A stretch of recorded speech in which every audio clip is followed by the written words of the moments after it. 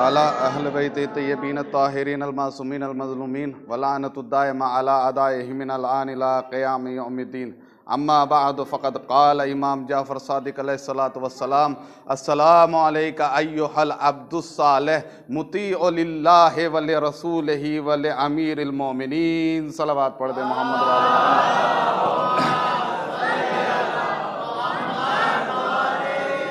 اذان محترم برادران عزیز، اس پر مسرت موقع پر باب الحوائج حضرت عباس اور قمر بنی ہاشم کی ولادت کے موقع پر آپ سبھی حضرات کو مبارکباد پیش کرنا چاہتا ہوں، اور ایک صلوات کے ساتھ سبھی مل کر اپنے زمانے کے امام کی شان میں تبریک پیش کرتے ہیں.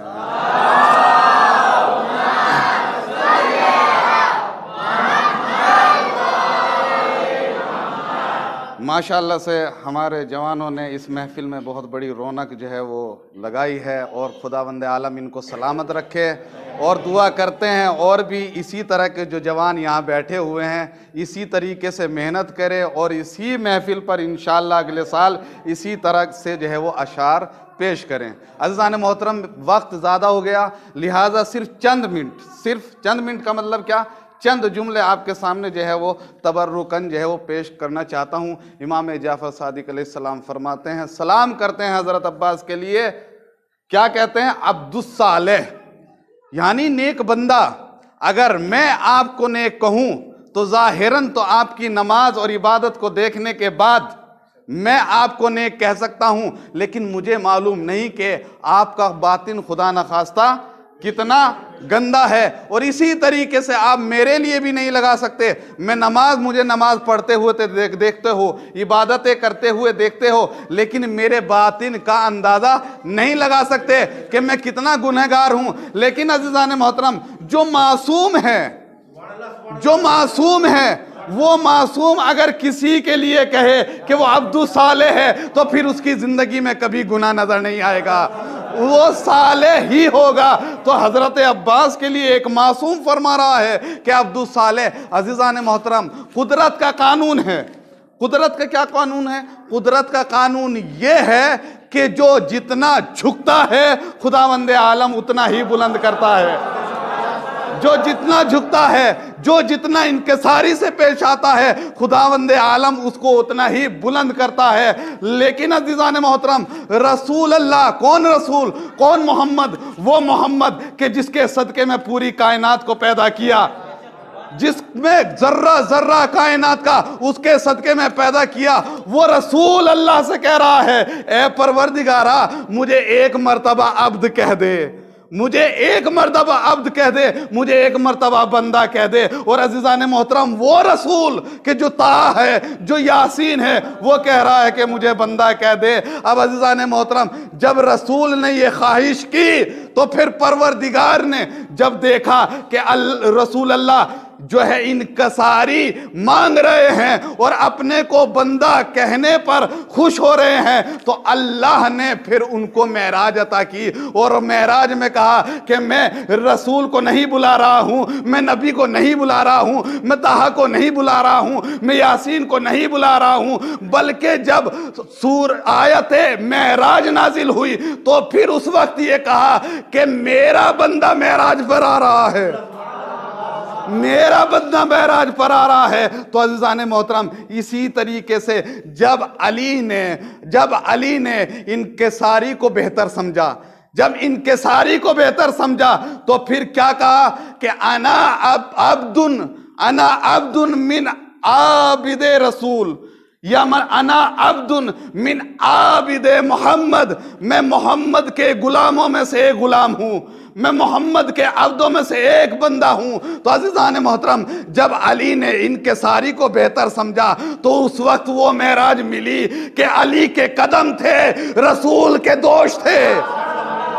علی کے قدم تھے، رسول کے دوش تھے۔ اب اسی طریقے سے جب حضرت عباس نے کہا کہ میرے آقا حسین ہے، حسین کو آقا کہا، اپنے کو غلام کہا، حسین آقا ہے، میں غلام ہوں، تو پھر عزیزان محترم عباس کا غلام کہنا اس کا یہ پروردگار نے صلہ دیا کہ جہاں بھی دنیا میں عزا خانے ہیں، ہر عزا خانے میں حسین کی زری کے ساتھ عباس کا علم موجود ہے۔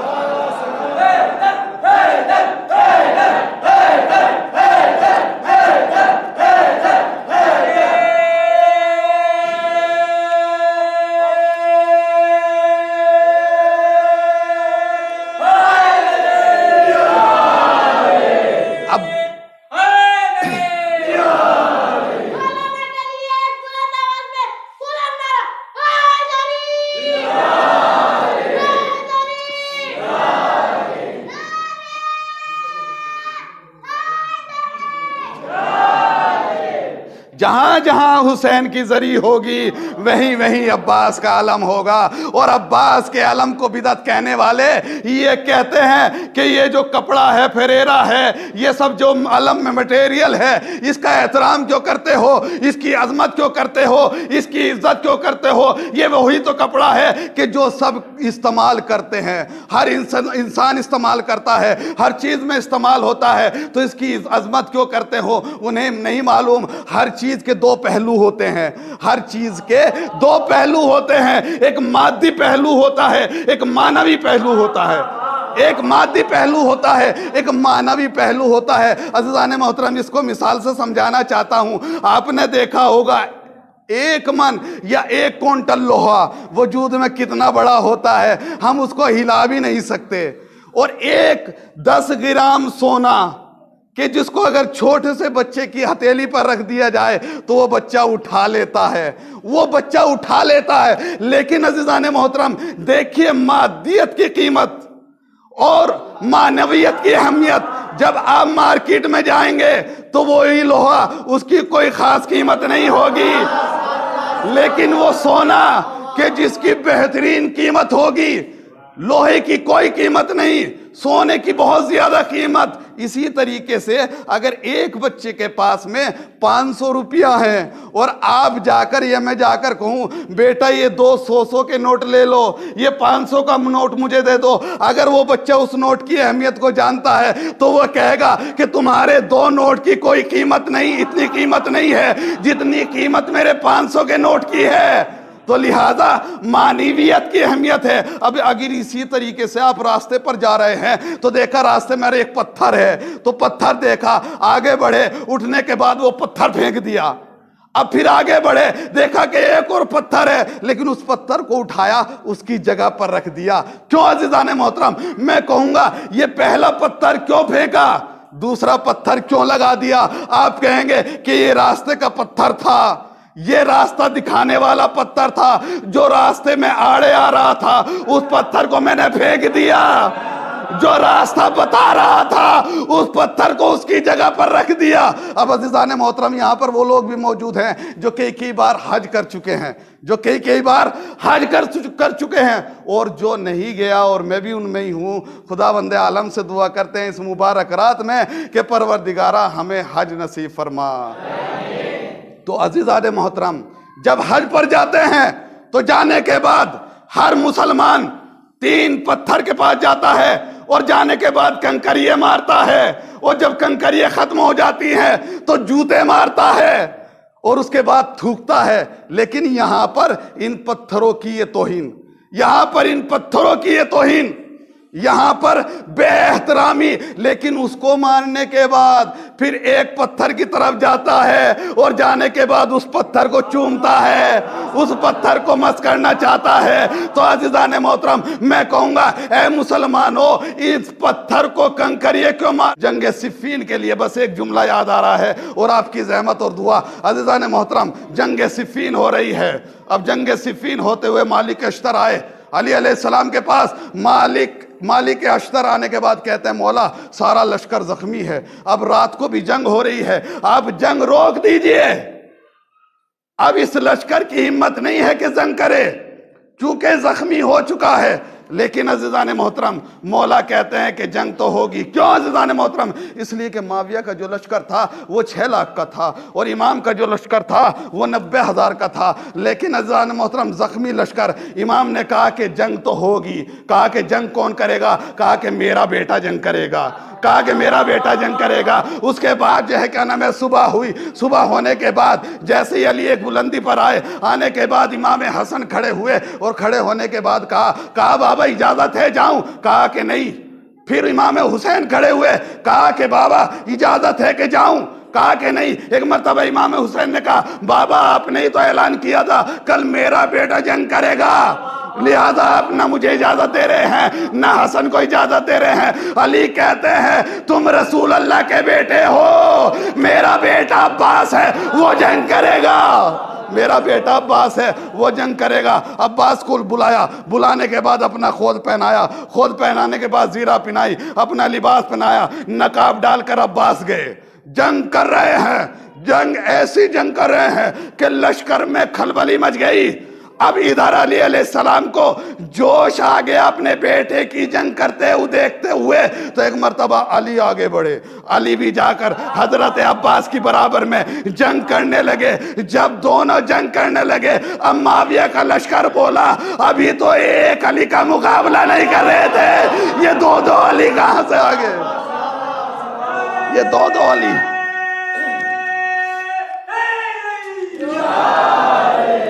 یہ دو علی.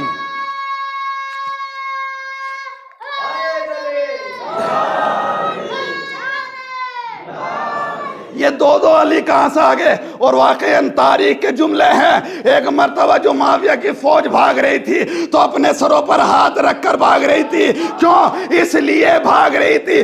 تو کیونکہ سر کو دیکھ رہی تھی کہ ہمارے جسموں پہ سر ہے کہ نہیں ہے, کہ یہ عباس کی تلوار نے سر نہیں کاٹ دیے, ہمارے جسموں پر ہمارے سر ہے کہ نہیں ہے. عزیزان محترم تاریخ میں 2 اشتباہ ہوئے, یا مشرکین کو اشتباہ ہوا یا منافقین کو اشتباہ ہوا.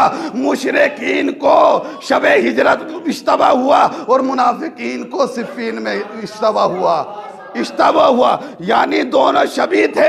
علی رسول کی شبیہ بنے اور عباس علی کی شبیہ بنے. لیکن عزیزان محترم نہ مشرکین پہچان پائے نہ منافقین پہچان پائے. لیکن میں کہوں گا یا علی آپ کی شبیہ میں اور حضرت عباس کی شبیہ میں فرق ہے. آپ کو رات کے اندھیرے میں ارے مشرکین رسول سمجھتے رہے, لیکن یہاں تو دن کا اجالا ہے اور منافقین آپ کو نہیں پہچان رہے ہیں. بس عزیزان محترم میں نے آپ کی زحمت کو تمام کی. آپ لوگوں نے بخوبی جو ہے اس موقع پر جو ہے بہت خوشی منائی. پروردگارہ آئیے اس حضرت عباس باب الحوائج کے طفیل سے ہم دعا کرتے ہیں, پروردگارہ تو رحیم رحم فرما, تو کریم کرم فرما, تو رزاق رزق عنایت فرما. پروردگارہ تجھے واسطہ محمد والے محمد کا, یہ مومنین تیری بارگاہ میں ہاتھوں کو پھیلائے ہوئے ہیں, ان کے ہاتھوں کو خالی نہ پلٹا بلکہ ان کا ہاتھوں پر اپنی رحمت برکت نعمت نازل فرما. پروردگارہ تجھے واسطہ محمد والے محمد کا ہمارے مرحومین کی مغفرت فرما, ان کو جوار ائمہ میں جگہ عنایت فرما, ان کے درجات کو بلند فرما. پروردگارہ جو مریض ہیں شفا کاملہ عنایت فرما. پروردگارہ جو بے اولاد ہیں ان کو اولاد نرینہ عنایت فرما. جو مقروض ہیں ان کے قرض کو خزانے غیب سے ادا فرما. پروردگارہ تجھے واسطہ محمد والے محمد کا شیعان اہل بیت کی حفاظت فرما. پروردگارہ علماء کی حفاظت فرما, خصوصاً آیت اللہ سیستانی و آیت اللہ خامنائی کی حفاظت فرما. پروردگارہ تجھے واسطہ محمد والے محمد کا آئیے آخر میں دعا کرتے ہیں تیری آخری حجت اور ہمارے آخری امام کے ظہور میں تعجیل فرما, تعجیل فرما وتقبل منا وانت السمیع العلیم.